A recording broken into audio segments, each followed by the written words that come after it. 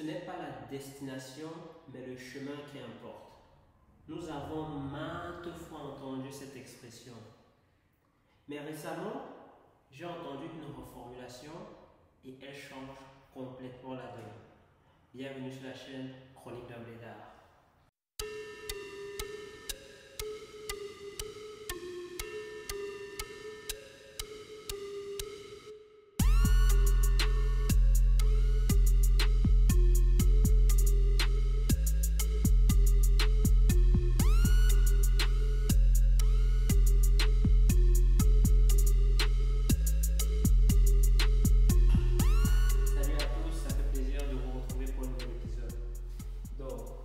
Dans cet épisode-ci, j'ai envie de vous partager une affirmation que j'ai entendue chez l'une des personnes que j'adore écouter.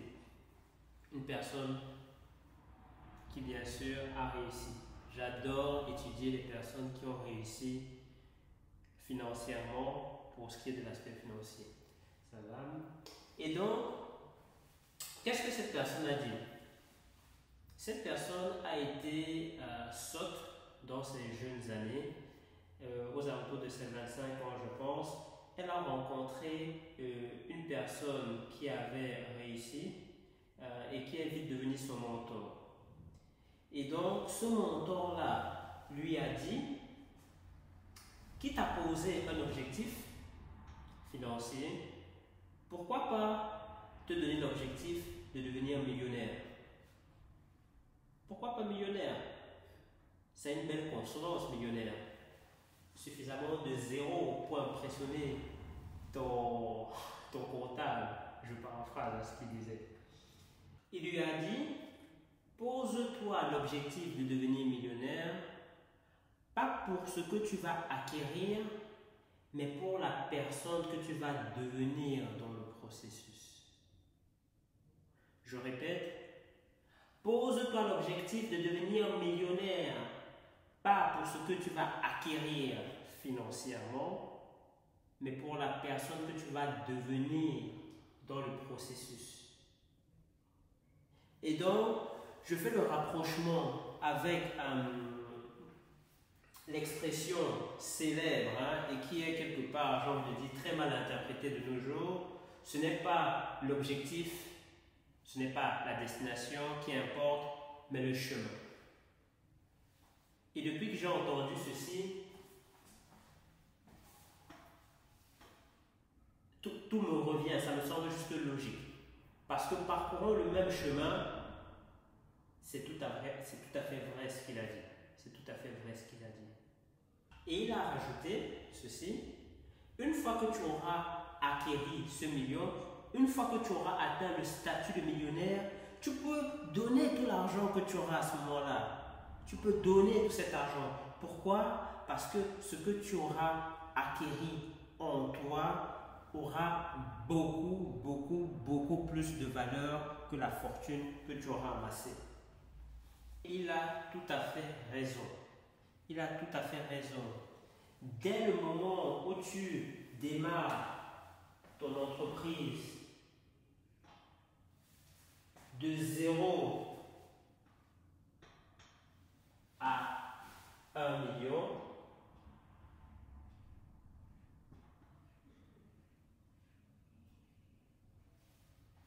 ça fait même plaisir d'écrire ça.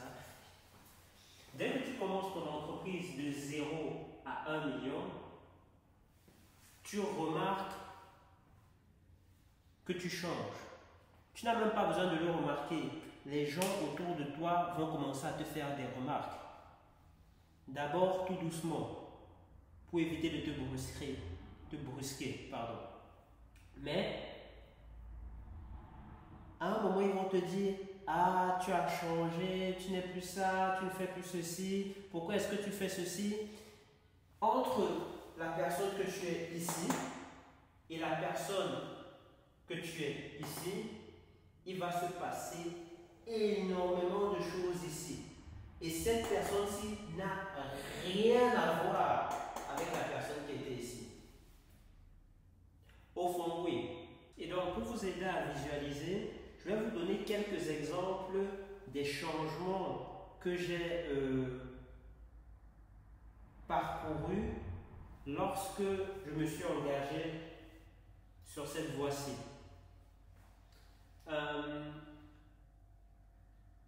L'un des plus importants, c'est la capacité à dire non à certaines choses qui nous sont imposées par notre environnement, par notre entourage. Donc, dans la vie, on fait souvent certaines choses parce que on n'a pas envie de déplaire aux autres. On va faire certaines choses qui sont contre nos convictions parce qu'on n'a pas envie de blesser les autres. Je ne dis pas qu'il faut chercher activement à blesser les autres, mais lorsque on vous impose à faire certaines choses qui vont contre vos convictions, il faut savoir dire non. Et je prends l'exemple ici de la famille et des amis proches. Une fois qu'on monte sur ceci, le temps revient la ressource la plus précieuse. Le temps devient la ressource la plus précieuse parce que le but, c'est d'arriver ici le plus rapidement possible. Personne n'a envie d'être millionnaire à 50, 60, 70 ans. C'est simple. Quelqu'un peut devenir facilement millionnaire à 60 ans en épargnant. C'est possible.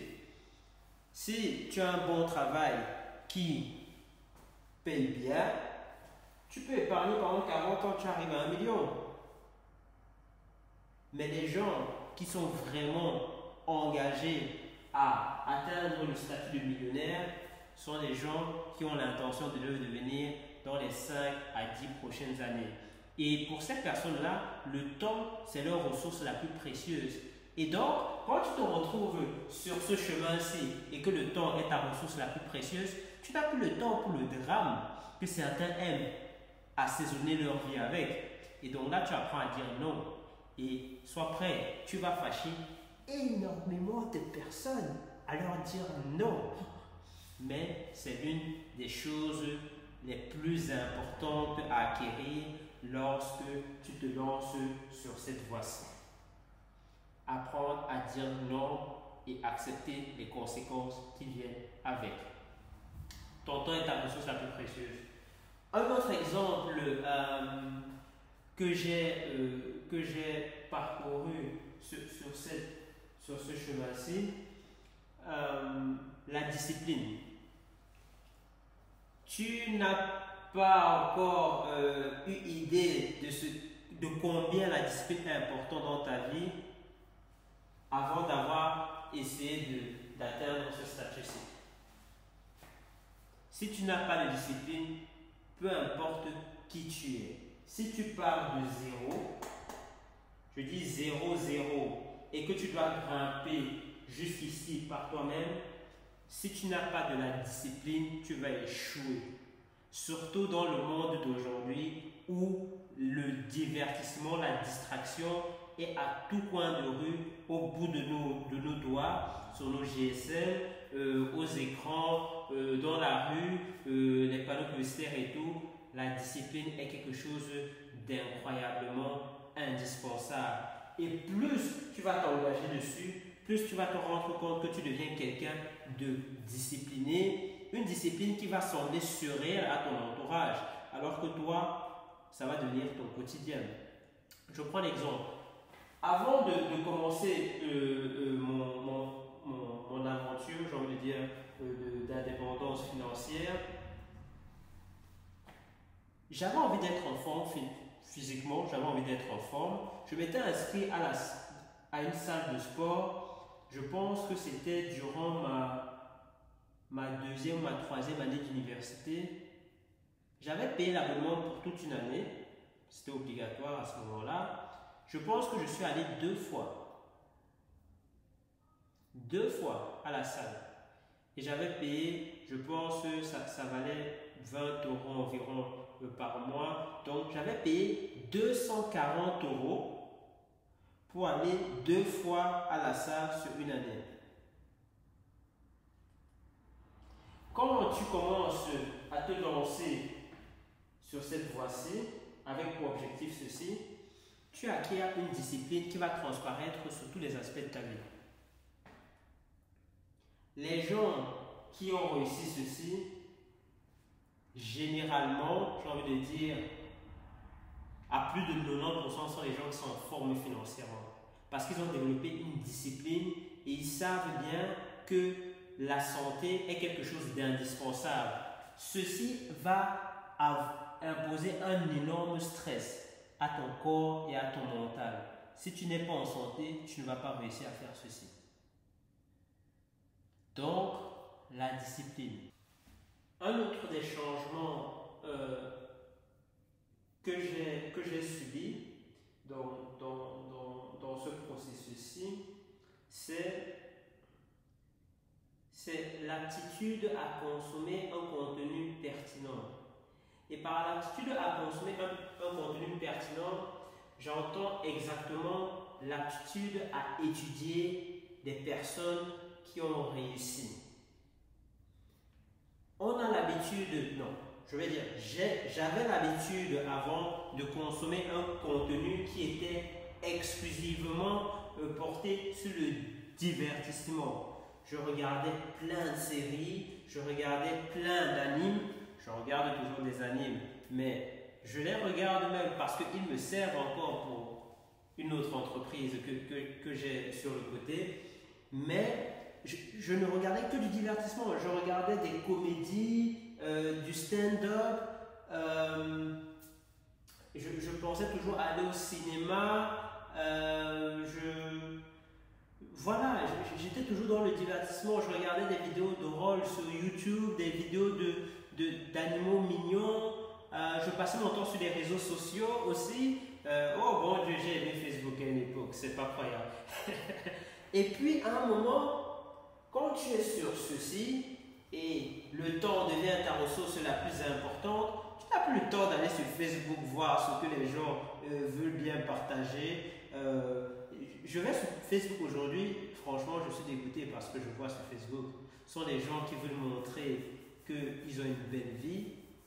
Et quand tu connais personnellement les gens, tu sais très bien que ce n'est pas vrai, que ce qu'ils mettent sur Facebook ce n'est pas vrai.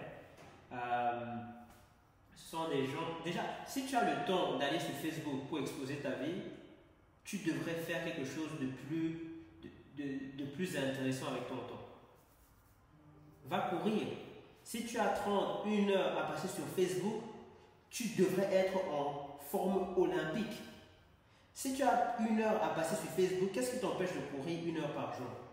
Qu'est-ce qui t'empêche de t'entraîner 1 heure par jour? Qu'est-ce qui t'empêche de travailler 1 heure par jour sur ton entreprise personnelle?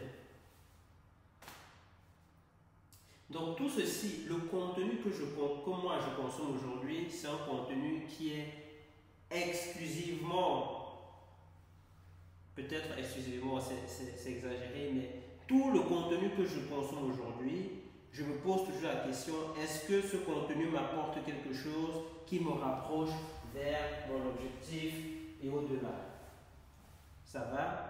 Donc, quand j'ouvre YouTube, c'est pour étudier des personnalités qui ont réussi. Quand j'ai un peu de temps, je lis un livre qui m'explique comment tel ou tel a réussi à faire telle ou telle chose. Et toutes ces connaissances que je récupère chaque jour, elles ont un effet multiplicateur, voire exponentiel sur le long terme, parce qu'elles s'ajoutent les unes sur les autres. Et donc, un autre changement, je donne une liste plus ou moins exhaustive hein, de ce qui me vient à l'esprit. Un autre changement que j'ai dû subir en parcourant ce chemin-ci, c'est d'arrêter de construire son temps selon la norme sociale. D'arrêter de concevoir le temps selon la norme sociale. C'est-à-dire, la norme sociale va te dire, par exemple, que tu es censé travailler de 8 8 heures. Ça va? Là, ça me dit beaucoup. 10 heures de travail par jour, c'est beaucoup. L'annonce, ça va te dire que tu es censé travailler de 8 heures à 16 heures, on va dire. Ça va, 8 heures de travail. Et ils vont te dire que les week-ends, tu dois te relaxer. Parce que tu as beaucoup travaillé. Tu as le droit de te reposer. Quand tu te lances sur ceci, tu te rends compte que non, ce n'est pas le moyen le plus efficace d'exploiter ton temps. À partir du moment où tu te dis j'ai envie d'atteindre tel objectif, travailler 5 jours semaine et se reposer 2 jours, ça n'a plus de sens. Il n'y a plus de semaine et de week-end. Tu as 7 jours, point barre. Ça veut dire que samedi et dimanche, c'est la même chose que mercredi et jeudi, que lundi et tout ça. Tu as juste un objectif à atteindre. Et donc, pendant que les gens vont te dire « Ah, le week-end, j'ai envie d'aller faire ceci, j'ai envie d'aller faire ceci », bah, moi, ça ne me dit plus rien. Moi, le week-end, j'ai mes choses à faire, des choses qui me rapprochent à ceci. Et si je suis en train de travailler et qu'il est minuit, il est 1 heure, il est 2 heures, et que je suis dans le flow du travail, je ne m'arrête pas, je continue à travailler. Et vice-versa aussi, il y a des jours où je me dis que pour une raison ou une autre, j'ai peut-être une course à faire, j'arrête de travailler à 15 heures et je vais faire ma course et puis je reprends mon travail à 20 heures, à 21 heures. Mais ce